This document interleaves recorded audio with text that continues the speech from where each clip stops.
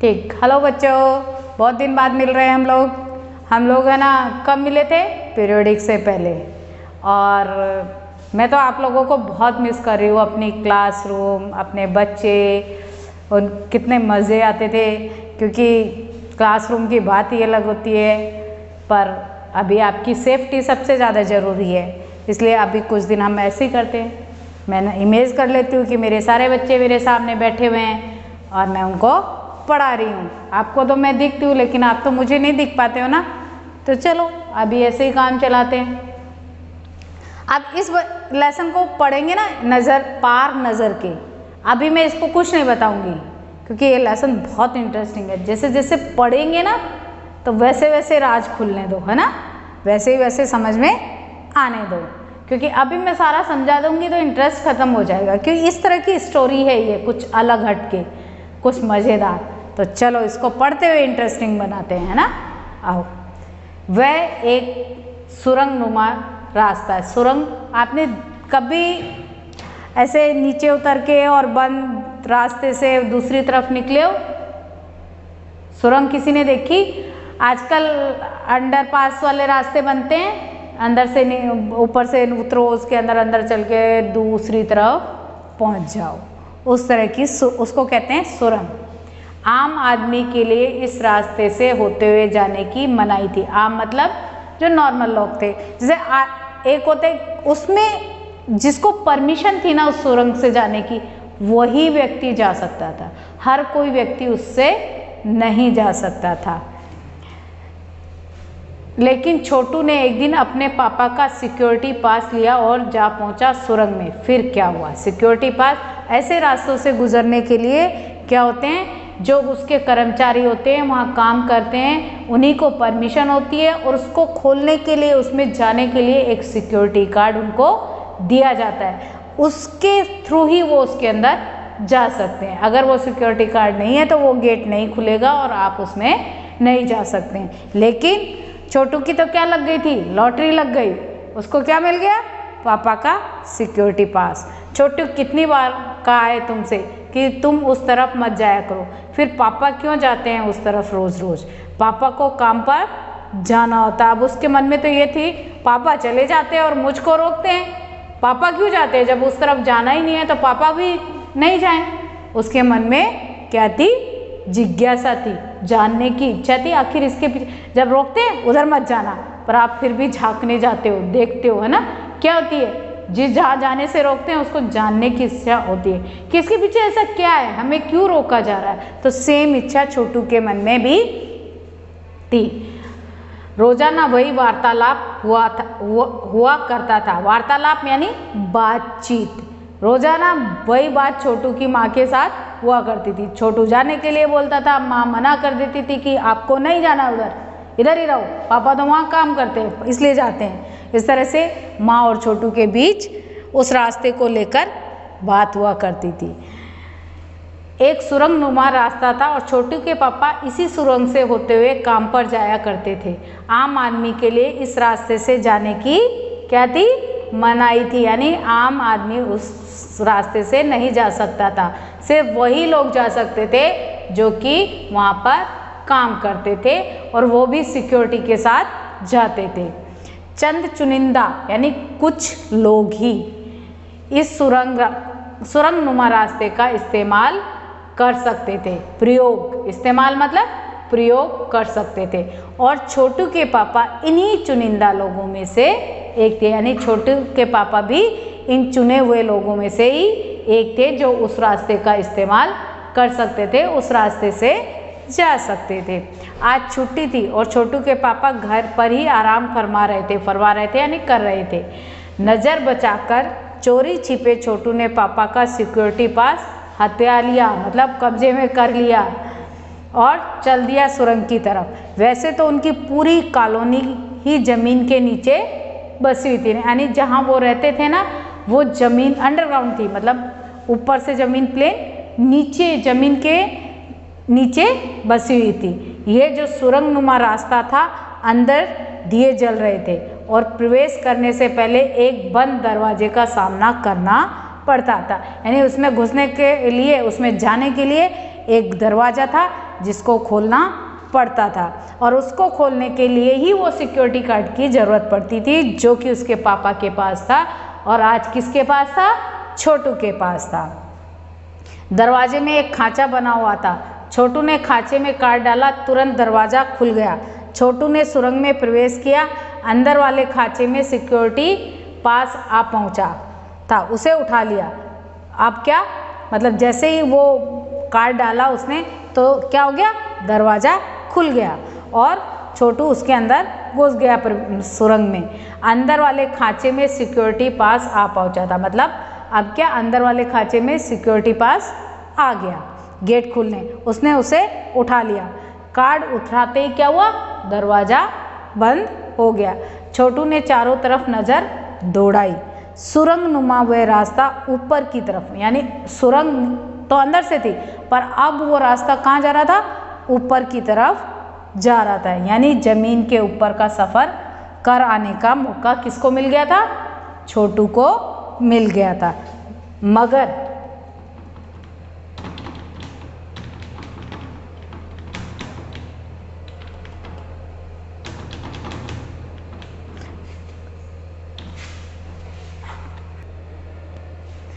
कहाँ? मौका हाथ लगते ही फिसल गया। सुरंग में जगह जगह लगाए निरीक्षक यंत्रों की जानकारी छोटू को नहीं थी। निरीक्षक यंत्र जो कैमरे होते हैं उनको बोलते हैं, यानी क्या लगे हुए थे सुरंग में? कैमरे लगे हुए थे, और वो उन कैमरों के बारे में छोटू को तो पता नहीं था, इसलिए वो मज़े से चला जा रहा था। मगर छोटू के प्रवेश करते ही पहले निरीक्षक यंत्र ने संदेहास्पद, मतलब जिस पर संदेह होता है, नया व्यक्ति कोई आ जाता है तो वो कैमरे, रोज जाने वालों का तो उसको पता होता है, लेकिन जो नया आ गया जिस पर संदेह कि अरे ये कौन आ गया, तो क्योंकि वो नया था तो वो इधर उधर देख के और मतलब ऐसे जा रहा था, तो उसकी हरकत से क्या पता चल रहा था कि ये कोई नया व्यक्ति है, मतलब ऐसा व्यक्ति आ गया है सुरंग में जिसको नहीं आना चाहिए था। इतने छोटे कद का व्यक्ति, और वो छोटा भी था, बच्चा था, इसलिए उसका कद भी छोटा था, क्योंकि उस सुरंग से तो बड़े लोग जाया करते थे, बड़े लोग काम करते थे। सुरंग में कैसे आया? दूसरे निरीक्षक यंत्र ने तुरंत क्या कर ली?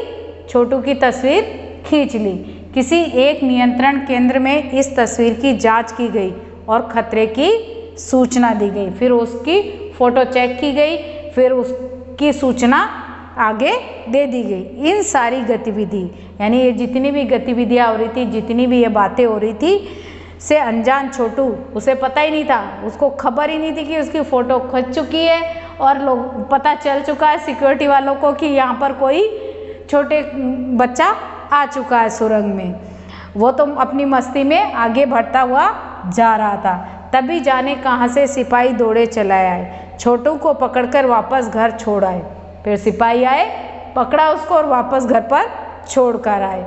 घर पर माँ छोटू का इंतजार ही कर रही थी, बस अब छोटू की खैरियत नहीं थी, यानी खबर लेने वाली थी माँ, क्योंकि वो चुपके से गया था बिना बताए और ऐसी जगह गया था। अब माँ को तो पता ही चल गया कि जब सिक्योरिटी वाले छोड़ने आए हैं तो वो बता के गए। अब तो छोटू की खैरियत नहीं थी। छोटू के पापा न होते तो छोटू का बचना मुश्किल था, क्योंकि आज अगर पापा नहीं होते बचाने वाले तो माँ तो छोटू को छोड़ने वाली नहीं थी, क्योंकि बहुत मार मरने वाली थी उसकी। छोड़ो भी, मैं इसे समझा दूंगा सब, फिर वह ऐसी गलती कभी नहीं करेगा। आप पापा ने बचा लिया, पापा ने छोटू को बचा लिया। बोले, छोटू मैं जहाँ काम करता हूँ न, वह क्षेत्र ज़मीन से ऊपर है, आम आदमी वहाँ नहीं जा सकता, क्योंकि वहाँ के माहौल में वो जी नहीं सकता, जिंदा नहीं रह सकता, इसलिए सबको वहाँ जाने की परमिशन नहीं है। तो फिर आप कैसे जाते हैं? छोटू ने अब पापा से सवाल किया कि अगर ऐसा है तो आप क्यों जाते हैं? छोटू का सवाल भी लाजमी था, मतलब सही था। मैं वहाँ एक ख़ास किस्म का स्पेस सूट पहन कर जाता हूँ, यानी पापा ने बोला कि बेटा जब मैं वहाँ जाता हूँ तो मेरे को एक स्पेस सूट, अलग तरह का, उस जगह में सरवाइव करने के लिए स्पेस सूट पहनकर जाना पड़ता है, और मैं वही पहनकर वहाँ पर जाता हूँ। इस स्पेस सूट से मुझे ऑक्सीजन मिलती रहती है, क्योंकि उस तरफ ऑक्सीजन नहीं है, तो मैं वहाँ जाता हूँ ये स्पेस सूट पहनता हूँ जिसके जरिए मुझे क्या मिलती रहती है, ऑक्सीजन मिलती रहती है, जिससे मैं क्या ले सकता हूँ, सांस ले सकता हूँ। अगर बिना इसके कोई और व्यक्ति जाएगा तो क्या उसको ऑक्सीजन नहीं मिलेगी और मर जाएगा। अगर छोटू वहाँ पहुँच जाता तो उसको ऑक्सीजन नहीं मिलती तो उसकी जान खतरे में आ जाती ना, इसीलिए वहाँ पर इतनी सिक्योरिटी थी। इसी स्पेस सूट की वजह से बाहर की ठंड से भी मैं अपने आप को, वो देखो कितने काम करता है स्पेस सूट, एक तो ऑक्सीजन सप्लाई करता, दूसरा ठंड से भी बचा सकता है। खास किस्म के जूते भी मिलते हैं जिनकी वजह से ज़मीन के ऊपर, वहाँ की उस ज़मीन पे चलने के लिए स्पेशल जूते भी मिलते हैं जिनको पहनकर ही उस ज़मीन पर चलना आरामदायक होता है, यानी चल पाते हैं। ज़मीन के ऊपर चलने फिरने के लिए हमें एक विशेष प्रकार का प्रशिक्षण दिया जाता है। प्रशिक्षण यानी ट्रेनिंग दी जाती है, मतलब वहाँ जाने से पहले भी ये सब पहनने की ट्रेनिंग, किस तरह सांस लेनी है, कैसे चलना है, ये सब की हमको क्या लेनी पड़ती है, ट्रेनिंग लेनी पड़ती है, यानी प्रशिक्षण दिया जाता है पहले, उसके बाद हम वहाँ जाते हैं। छोटू सुन रहा था, पापा आगे बताने लगे, एक समय था जब अपने मंगल ग्रह पर सभी लोग, देखा इसीलिए मैंने पहले नहीं समझाया था, हम आगे 20 साल आगे चल रहे हैं, अभी इसमें 20 साल आगे चल के पढ़ रहे हैं, है ना, क्या होने वाला है। एक समय था जब अपने मंगल ग्रह पर सभी लोग जमीन के ऊपर ही रहते थे, बगैर किसी तरह के यंत्रों की मदद के, बगैर किसी खास किस्म की पोशाक के। हमारे पुरखे जमीन के ऊपर ही रहा करते थे, लेकिन धीरे धीरे वातावरण में क्या आया, परिवर्तन आया और कई तरह के जीव धरती पर रहा करते थे। एक के बाद एक सब क्या होने लगे, मरने लगे, खत्म होने लगे, यानी वातावरण में इस तरह का परिवर्तन आया जिसकी वजह से जीव जंतु मरने लगे। इस परिवर्तन की जड़ में था सूरज में हुआ परिवर्तन। सूरज से जो हमें रोशनी मिलती है, ऊष्मा मिलती है, इन्हीं तत्वों से जीवों का क्या होता है, पोषण होता है।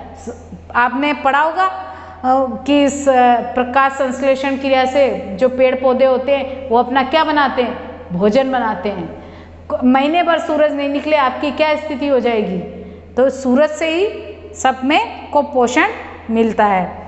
सूरज में परिवर्तन होते ही यहाँ का प्राकृतिक संतुलन बिगड़ गया।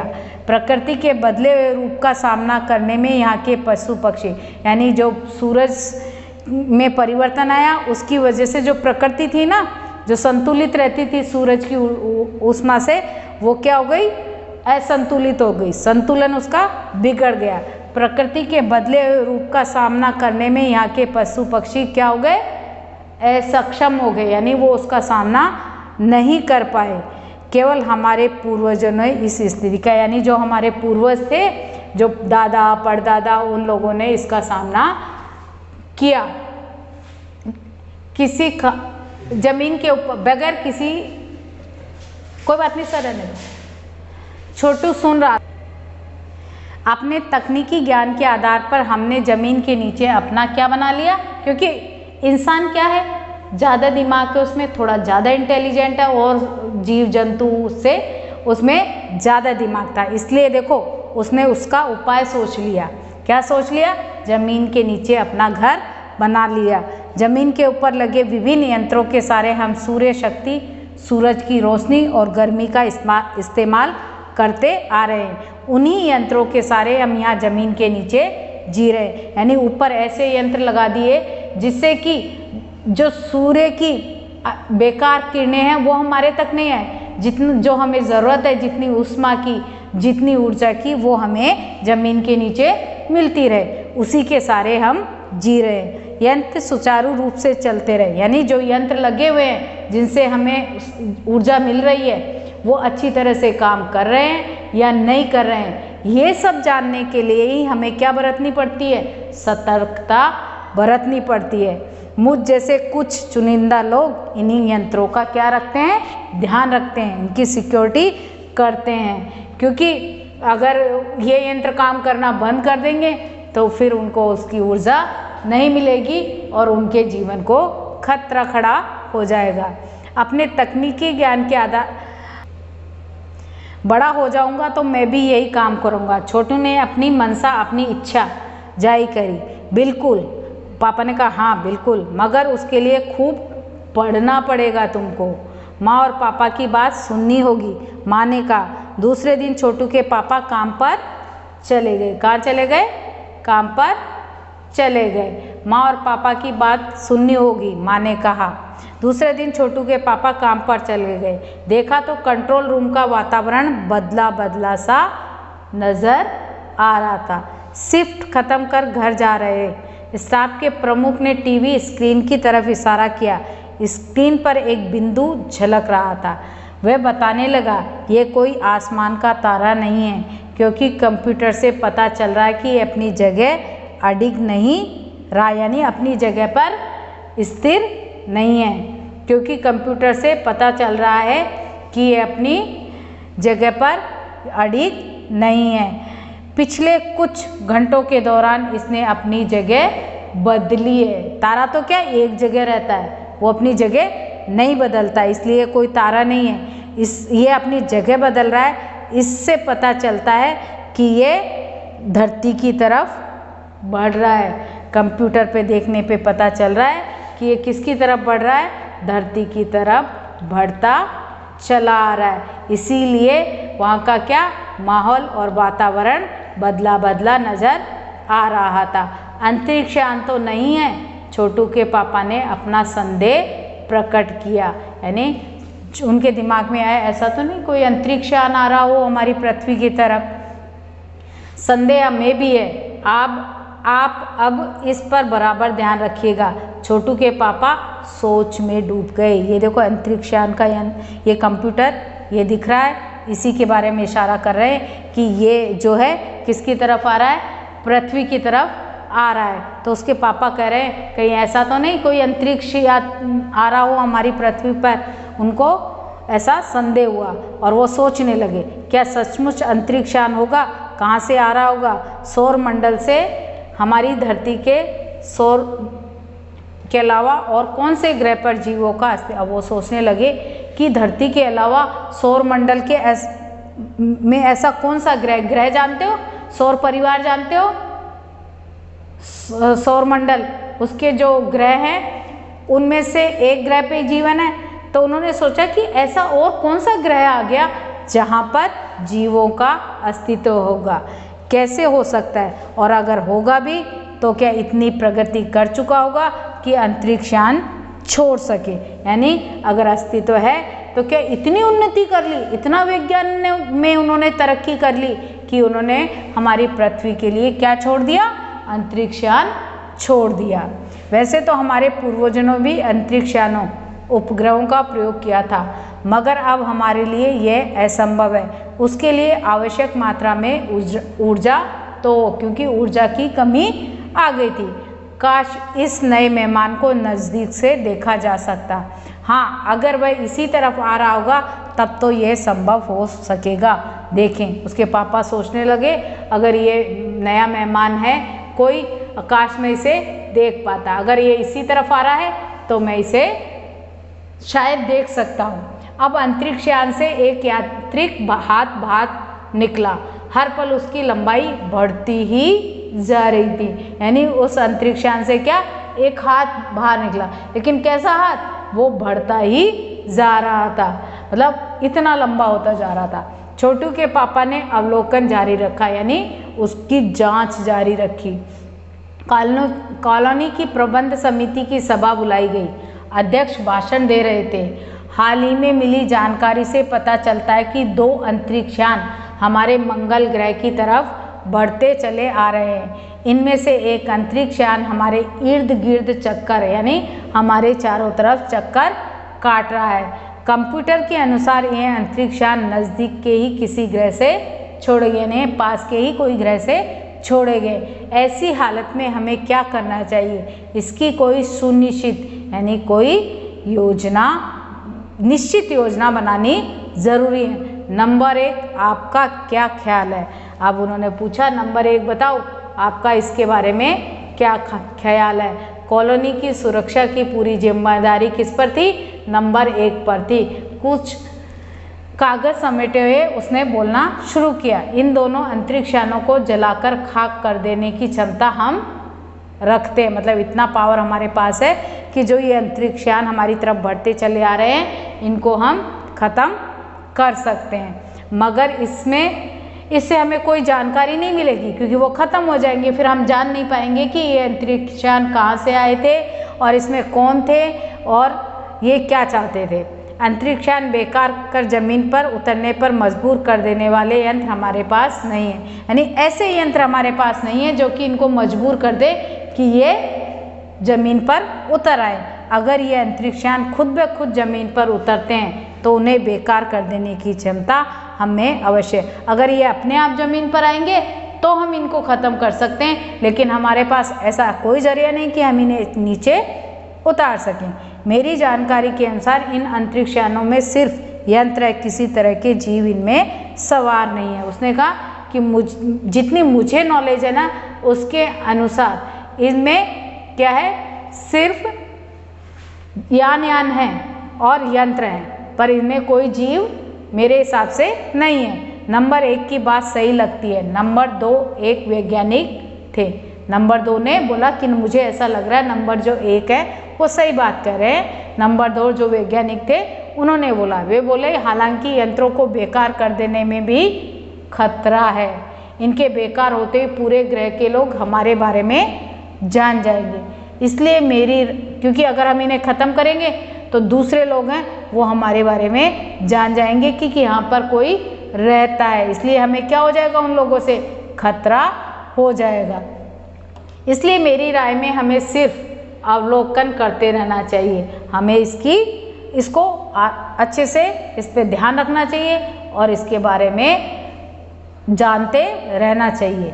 जहाँ तक हो सके हमें अपने अस्तित्व को छिपाए ही रखना चाहिए। हमें जो हम हैं ऐसी जानकारी और लोगों को नहीं मिले, ऐसे हमको छिप कर ही रहना चाहिए। हमें ऐसा कोई काम नहीं करना चाहिए जिससे दूसरों को पता चल जाए कि हम यहाँ पर रह रहे हैं, क्योंकि हो सकता है जिन लोगों ने अंतरिक्ष यान भेजे हैं वे कल को इनसे भी बड़े सक्षम अंतरिक्ष यान भेजें। यानी अगर उन्हें पता चल गया कि यहाँ हम रह रहे हैं, अगर हमने इनको ख़त्म कर दिया, इनको मार गिराया, इनको समाप्त कर दिया, तो क्या होगा, उन लोगों को पता चल जाएगा कि कोई है जो इन्हें ख़त्म कर रहा है। तो हो सकता है वो इससे भी बड़े यान फिर से भेजें हमारे लिए।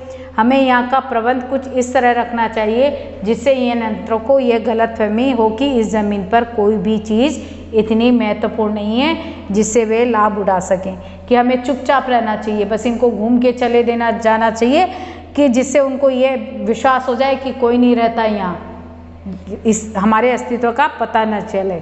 अध्यक्ष महोदय से मैं ये दरख्वास्त यानी ये बात करता हूँ, ये मतलब गुजारिश करता हूँ कि वह इस तरह का प्रबंध हमारे यहाँ करें। नंबर 3 सामाजिक व्यवस्था का काम देखते थे। जो नंबर 3 थे वो क्या देखते थे, सामाजिक व्यवस्था का काम देखते थे। उनकी बात के जवाब में अध्यक्ष कुछ बोलने ही जा रहे थे कि फ़ोन की घंटी बजी। अध्यक्ष ने चोंगा उठाया। 1 मिनट बाद सभा को संबोधित करते हुए उन्होंने कहा, भाइयों, अंतरिक्ष यान क्रमांक 1 हमारी ज़मीन पर उतर चुका है। यानी नंबर 1, क्रमांक का मतलब होता है नंबर 1, मतलब नंबर, हमारी ज़मीन पर उतर चुका है। वह दिन छोटू के लिए बड़ा ही महत्वपूर्ण दिन था। पापा उसे कंट्रोल रूम ले गए थे। यहाँ से अंतरिक्ष यान क्रमांक 1 साफ नज़र आ रहा था। कैसा अजीब लग रहा है यहाँ, इसके अंदर क्या होगा पापा, छोटू ने पूछा। अभी नहीं बताया जा सकता, दूर से ही उसका निरीक्षण यानी दूर से ही देख सकते हैं। अभी हम उसके अंदर के बारे में जानकारी हमें नहीं पता और हम नहीं बता सकते इसके अंदर क्या है, कहाँ से आया है, कौन है। ये देखो, ये इस तरह का यान ये दिखाया हुआ है। हमारा ध्यान है और उसके हर अंग पर हमारा नियंत्रण है। वक्त आने पर ही हम अगला कदम उठाएंगे, छोटू के पापा ने बताया। उन्होंने छोटू को एक कंसोल दिखाया जिस पर कई बटन थे। एक ये यंत्र होता है बेटा, उस पर बहुत सारे बटन लगे होते हैं जिसके थ्रू वो पता करते हैं कि कौन सी ये यान कहाँ से आया है, कैसा है, उनको उसके थ्रू जानकारी मिलती है, वो उन्होंने उसको दिखाया। अंतरिक्ष यान से एक यांत्रिक हाथ बाहर निकला, हर पल उसकी लंबाई क्या बढ़ती ही जा रही थी। वह शायद जमीन तक पहुंचकर मिट्टी उकेर लेना चाहता, यानी सिर्फ हाथ के थ्रू वो क्या करना चाह रहा था, जो जमीन पर मिट्टी थी उसको वो लेना चाहता था।